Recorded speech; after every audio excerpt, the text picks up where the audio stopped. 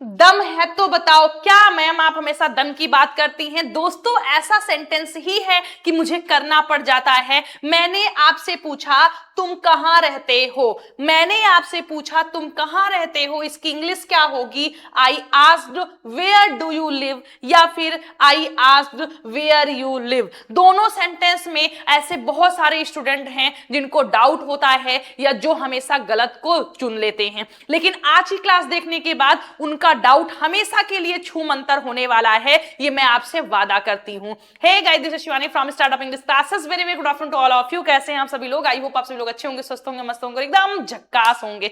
तो चलिए आज की शानदार क्लास को स्टार्ट करते हैं।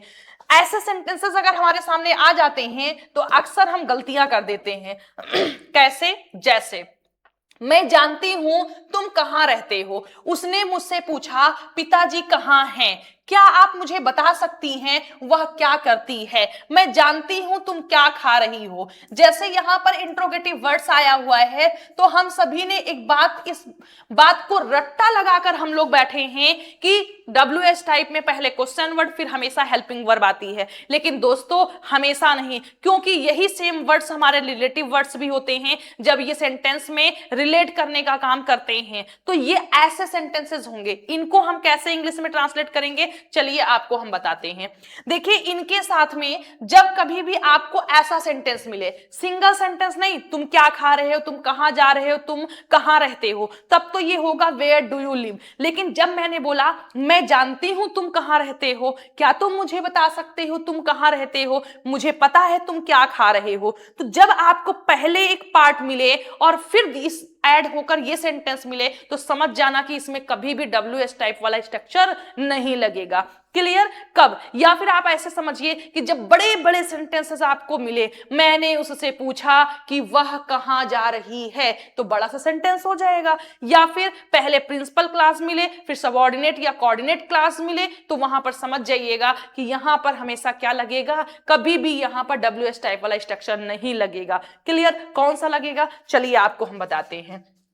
ऐसे सेंटेंसेस को ट्रांसलेट करने के लिए दोस्तों सबसे पहले आप लिखेंगे मैं जानती हूं। प्रेजेंट इंडेफिनिट टेंस में क्या बोलेंगे आप इसे? I know. I know. फिर क्या है? मैं जानती हूं तुम कहां रहते हो, तो जो कहां है इसकी इंग्लिश लिख देना है आई नो वेयर। अब सेंटेंस को आपको अफर्मेटिव फॉर्मेट में लिखना है। किसमें? अफर्मेटिव, यानी subject plus helping verb plus main verb. तो आप बोलेंगे मैं जानती हूं आई नो, तुम कहां रहते हो, वेयर यू लिव। अब बहुत से स्टूडेंट इसी को क्या बोलेंगे? I know where do you live. वो इस तरीके से यूज करेंगे और ये आपका हमेशा हमेशा गलत होगा। क्लियर? कभी भी ऐसी कंडीशन में इनके जस्ट बाद हेल्पिंग वर्ब नहीं आएगी दोस्तों, जो आएगा वो हमेशा हमेशा सब्जेक्ट आएगा।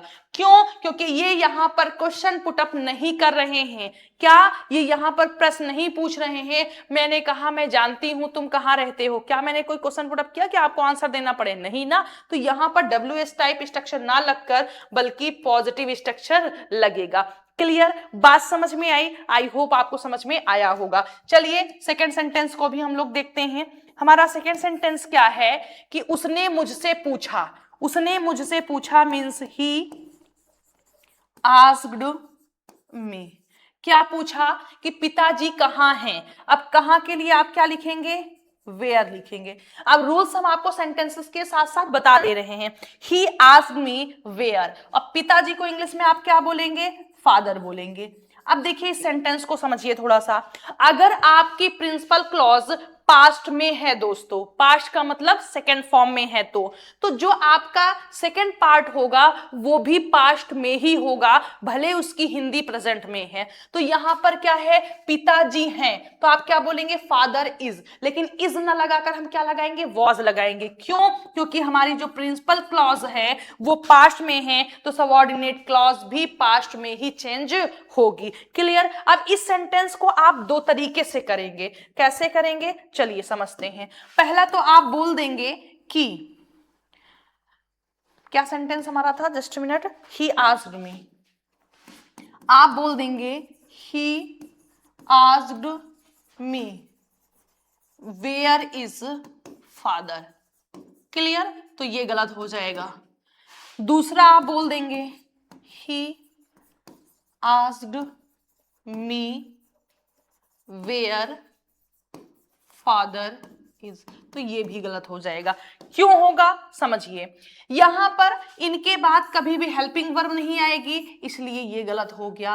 अगर आपको पहला जो पार्ट है वो पास्ट में दिख जाए दोस्तों, तो जो सेकंड है उसको भी पास्ट में करना पड़ता है। ये पास्ट में और ये प्रेजेंट में नहीं होगा, ये भी क्या होगा, पास्ट में होगा। क्लियर? आई होप कि बात आपको बहुत अच्छे से समझ में आ गई होगी। तो इसका भी हमारा करेक्ट ट्रांसलेशन क्या होगा, होगा he asked me where father was. चलिए नेक्स्ट देखते हैं। नेक्स्ट हमारा है, क्या आप मुझे बता सकती हैं वह क्या करती है। यहां पर देखिए जो क्वेश्चन मार्क लगा हुआ है वो इसके लिए लगा है। मैंने स्टार्टिंग में क्वेश्चन पूछा है कि क्या आप मुझे बता सकती हैं वह क्या करती है। चलिए देखते हैं इसको हम इंग्लिश में कैसे करेंगे। क्या आप मुझे बता सकती हैं, तो इसको आप बोलेंगे can you tell me what she does. अब यहां पर आया है डस, क्योंकि ये प्रेजेंट का है इसलिए यहां पर डस प्रेजेंट में करेक्ट होगा। क्लियर? क्वेश्चन मार्क लगा है इसके लिए नहीं बल्कि इसके लिए लगा हुआ है, क्योंकि इसमें जो फर्स्ट पार्ट है वो इंट्रोगेटिव है। नेक्स्ट हमारा है, मैं जानती हूं तुम क्या खा रही हो। मैं जानती हूं आप लोग वीडियो देखते देखते क्या खा रहे हैं, तो इसको इंग्लिश में कैसे बोलेंगे, हम बोलेंगे I know what you are taking.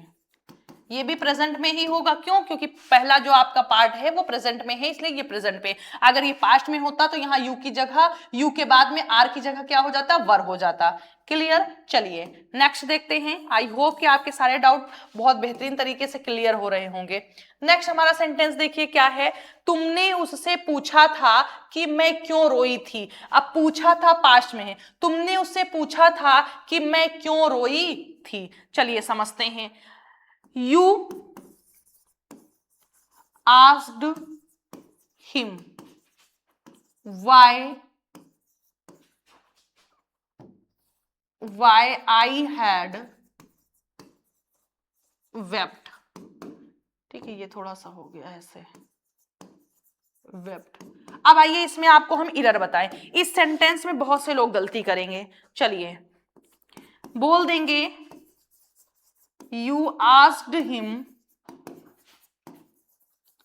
why I wept। ठीक है, तो ये भी गलत हो जाएगा। बताते हैं क्यों। You asked him why did I weep। तो ये तो क्यों गलत होगा, हमने आपको बताया इनके बाद कभी भी हेल्पिंग वर्ब नहीं होगी। यहां पर पास्ट परफेक्ट क्यों आ गया, पास्ट इंडेफिनिट क्यों आ गया। दोस्तों मैंने आपको सिखाया है कि अगर शॉर्ट पास्ट की बात करेंगे तो वो पास्ट इंडेफिनिट होगा, लॉन्ग पास्ट की बात करेंगे तो पास्ट परफेक्ट होगा। अगर एक ही सेंटेंस में हम एक वर्ग जो पास्ट में हुआ है उसकी बात कर रहे हैं और दूसरा भी कर रहे हैं, तो एक जो अभी हाल का है वो पास्ट इंडेफिनिट हो गया, लेकिन जो उसकी अपेक्षा थोड़ा सा लॉन्ग होगा उसको पास्ट परफेक्ट में करना पड़ेगा। मैंने क्या बोला, यू आस्क्ड, तुमने पूछा, तो तुमने पूछा भैया तो वो पास्ट का था, पास्ट इंडेफिनिट हो गया, तो क्या दोनों पास्ट इंडेफिनिट में होंगे, नहीं, इसकी अपेक्षा ये वाला जो काम है वो लॉन्ग पास्ट हो गया। तो क्या बन जाएगा, You asked him why I had wept। मैंने रोया था, मेरे रोने के बाद में तुमने किसी से पूछा था, तो जब तुमने पूछा तो वो तो पास्ट इंडेफिनिट हो गया, और जब मैंने रोया था तो इस एक्शन के अकॉर्डिंग वो वाला एक्शन क्या हो गया, लॉन्ग पास्ट हो गया। आई होप कि आपको समझ में आया होगा। ये दोनों आपका रॉन्ग होगा, ये वाला आपका करेक्ट हो जाएगा। सो दोस्तों आज की ये क्लास कैसे लगी, सेंटेंसेस कैसे लगे, आपको समझ में आए या फिर नहीं आए। अब ऐसे सेंटेंसेस में आप कहीं पर उलझेंगे तो नहीं, आपको बेहतरीन तरीके से समझ में आया या नहीं आया कमेंट बॉक्स में लिखकर जरूर बताइएगा और एक रियल फीडबैक लिखिएगा। क्लियर? और अगर ऐसी ही क्लासेस और चाहिए तो कमेंट बॉक्स में लिखिए दिल मांगे मोर, और अगर वीडियो पसंद आए तो वीडियो को लाइक करिए, चैनल को सब्सक्राइब करिए और फटाफट अपने फ्रेंड सर्कल में शेयर कर दीजिए और सबको बता दीजिए कि आपकी मैम, आपकी बहन, आपकी बेटी बहुत शानदार क्लासेस लेकर के आजकल आ रही हैं। तो चलिए मिलते हैं नेक्स्ट लाइव क्लास में। Till then bye, take care. आप सभी लोग खुश रहिएगा, स्वस्थ रहिएगा और मस्त रहिएगा।